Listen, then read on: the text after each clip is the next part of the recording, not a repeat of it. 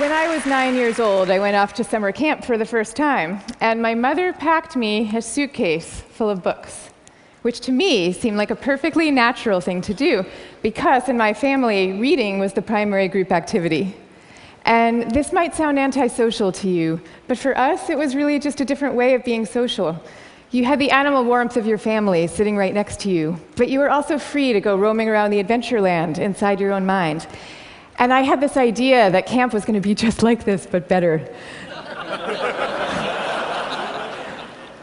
I had a vision of 10 girls sitting in a cabin, cozily reading books in their matching nightgowns.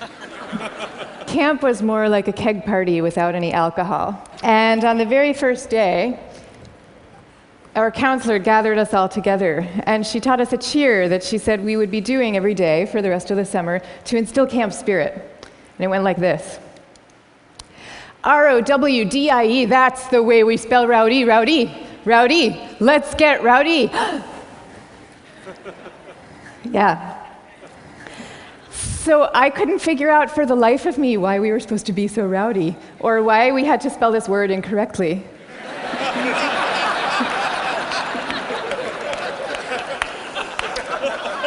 But I recited the cheer. I recited the cheer along with everybody else. I did my best.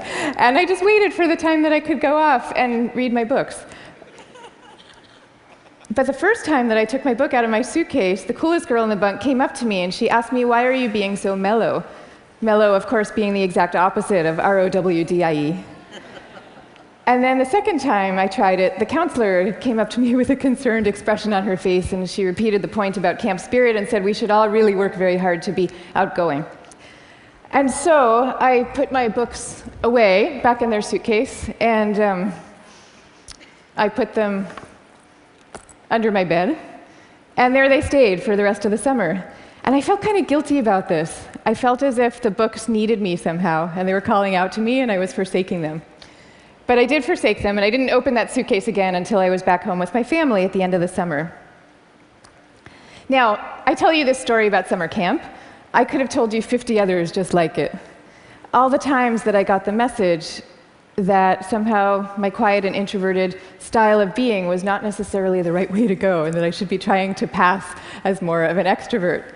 And I always sensed deep down that this was wrong, and that introverts were pretty excellent just as they were. But for years, I denied this intuition. And so I became a Wall Street lawyer, of all things, instead of the writer that I had always longed to be, partly because I needed to prove to myself that I could be bold and assertive too. And I was always going off to crowded bars when I really would have preferred to just have a nice dinner with friends. And I made these self-negating choices so reflexively that I wasn't even aware that I was making them.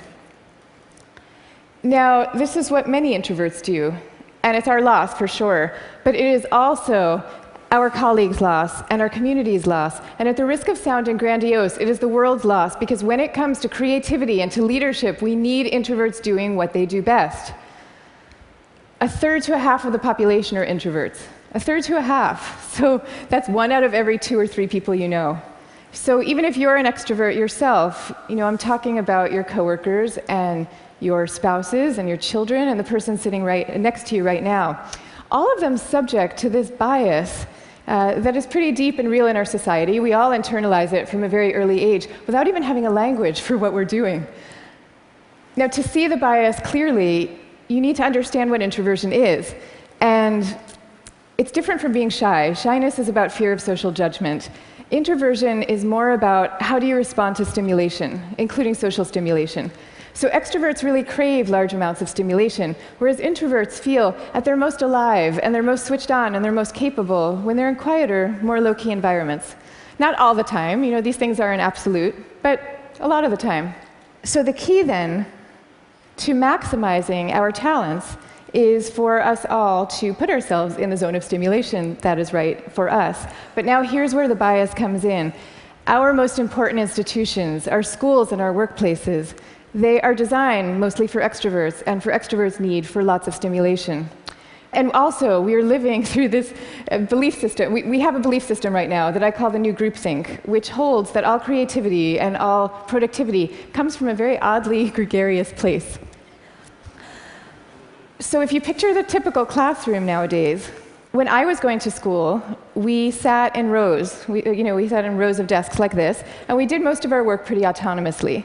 But nowadays, your typical classroom has pods of desks of 4 or 5 or 6 or 7 kids all facing each other.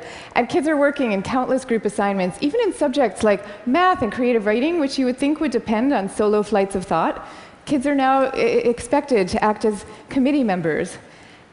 And for the kids who prefer to go off by themselves or just to work alone, those kids are seen as outliers often, or worse, as problem cases. And the vast majority of teachers reports believing that the ideal student is an extrovert as opposed to an introvert, even though introverts actually get better grades and are more knowledgeable, according to research. Okay, same thing is true in our workplaces. Most of us work in open plan offices without walls, where we are subject to the constant noise and gaze of our coworkers. And when it comes to leadership, introverts are routinely passed over for leadership positions, even though introverts tend to be very careful, much less likely to take outsized risks, which is something we might all favor nowadays.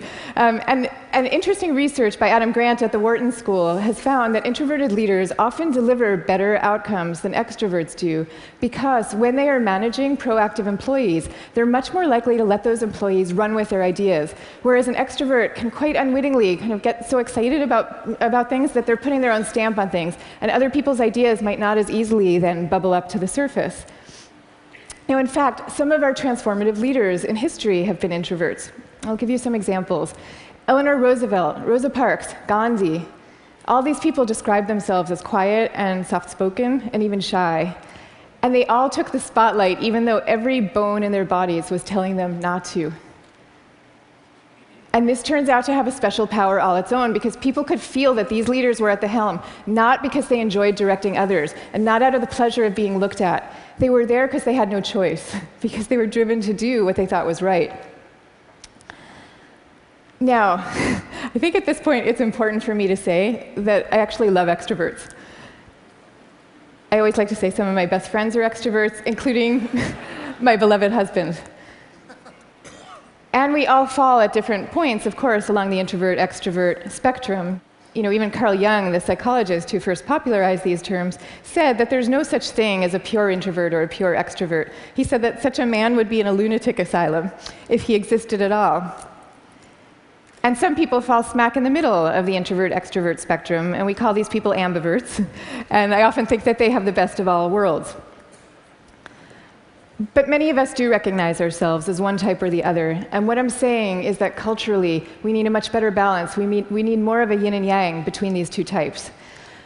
This is especially important when it comes to creativity and to productivity, because when psychologists look at the lives of the most creative people, what they find are people who are very good at exchanging ideas and advancing ideas, but who also have a serious streak of introversion in them. And this is because solitude is a crucial ingredient often to creativity. So Darwin, he took long walks alone in the woods and emphatically turned down dinner party invitations. Theodore Geisel, better known as Dr. Seuss, he dreamed up many of his amazing creations in a lonely bell tower office that he had in the back of his house in La Jolla, California. And he was actually afraid to meet the young children who read his books for fear that they were expecting him to be this kind of jolly Santa Claus-like figure and would be disappointed with his more reserved persona. Steve Wozniak invented the first Apple computer sitting alone in his cubicle in Hewlett-Packard, where he was working at the time. And he says that he never would have become such an expert in the first place had he not been too introverted to leave the house when he was growing up. Now, of course, this does not mean that we should all stop collaborating. And case in point is Steve Wozniak famously coming together with Steve Jobs to start Apple Computer. But it does mean that solitude matters, and that for some people, it is the air that they breathe.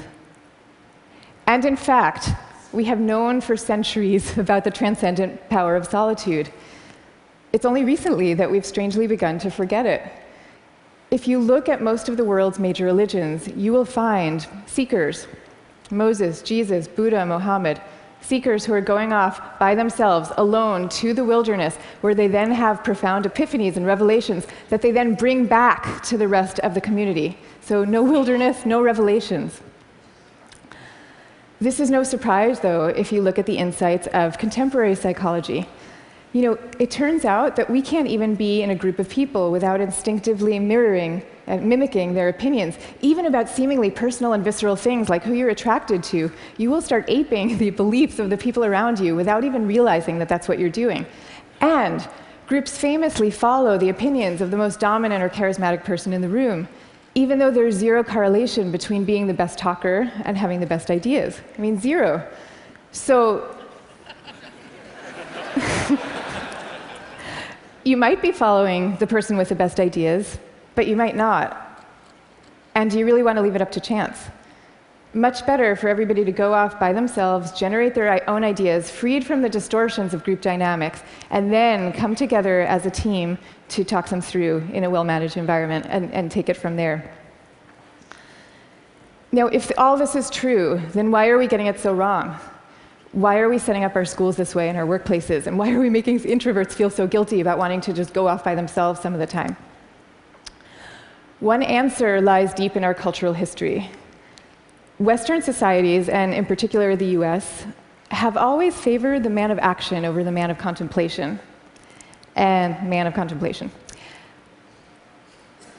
But in America's early days, we lived in what historians call a culture of character, where we still, at that point, valued people for their inner selves and their moral rectitude. And if you look at the self-help books from this era, they all had titles with things like character, the grandest thing in the world. And they featured role models like Abraham Lincoln, who was praised for being modest and unassuming. Ralph Waldo Emerson called him a man who does not offend by superiority. But then we hit the 20th century, and we entered a new culture that historians call the culture of personality. You know, what happened is we had evolved from an agricultural economy to a world of big business. And so suddenly people are moving from small towns to the cities. And instead of working alongside people they've known all their lives, now they are having to prove themselves in a crowd of strangers. So quite understandably, qualities like magnetism and charisma suddenly come to seem really important. And sure enough, the self-help books change to meet these new needs. And they start to have names like How to Win Friends and Influence People. And they feature as their role models really great salesmen. So that's the world we're living in today. That's our cultural inheritance. Now, none of this is to say that social skills are unimportant. And I'm also not calling for the abolishing of teamwork at all. The same religions who send their sages off to lonely mountaintops also teach us love and trust. And the problems that we are facing today in fields like science and in economics are so vast and so complex that we are going to need armies of people coming together to solve them, working together. But I am saying that the more freedom that we give introverts to be themselves, the more likely that they are to come up with their own unique solutions to these problems. So now, I'd like to share with you what's in my suitcase today.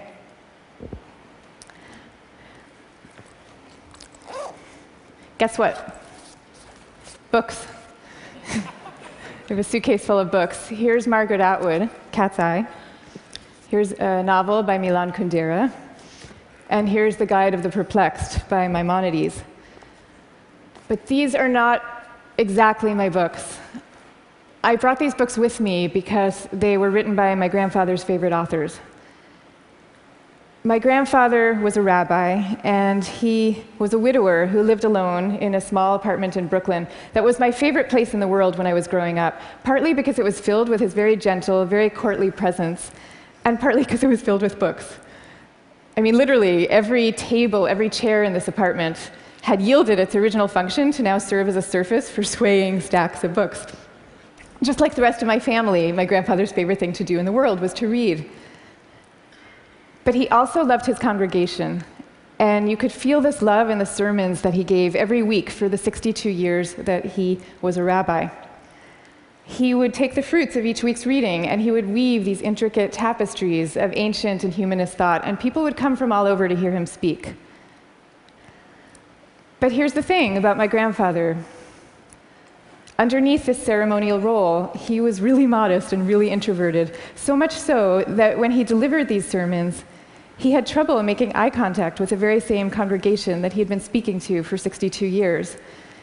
And even away from the podium, when you called him to say hello, He would often end the conversation prematurely for fear that he was taking up too much of your time. But when he died at the age of 94, the police had to close down the streets of his neighborhood to accommodate the crowd of people who came out to mourn him. And so these days, I try to learn from my grandfather's example in my own way. So I just published a book about introversion, and it took me about 7 years to write. And for me, that 7 years was like total bliss, because I was reading, I was writing, I was thinking, I was researching. It was my version of my grandfather's hours a day alone in his library. But now, all of a sudden, my job is very different. And my job is to be out here talking about it, talking about introversion.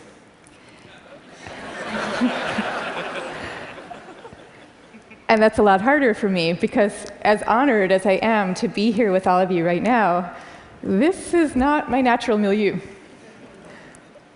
So I prepared for moments like these as best I could. I spent the last year practicing public speaking every chance I could get, and I called this my year of speaking dangerously.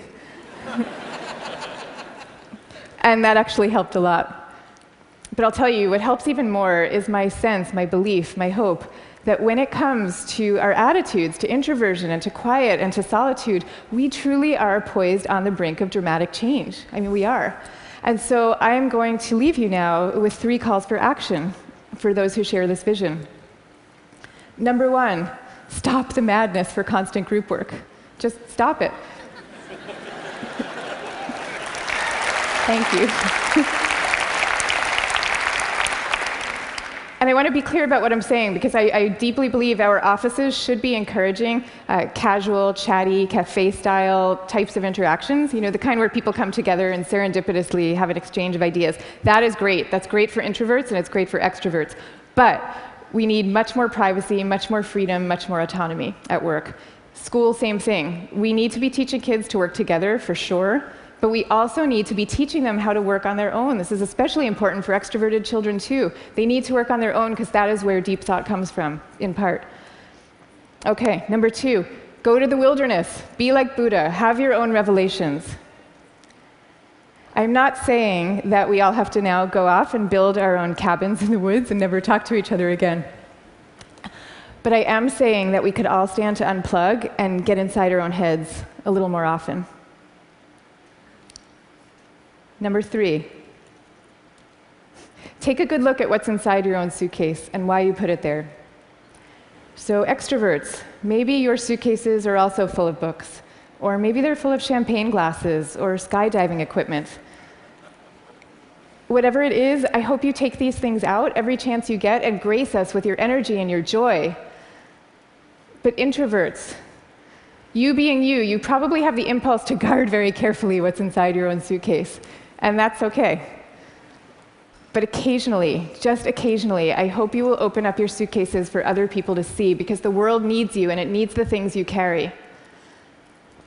So I wish you the best of all possible journeys and the courage to speak softly. Thank you very much. Thank you. Thank you. Thank you. Thank you.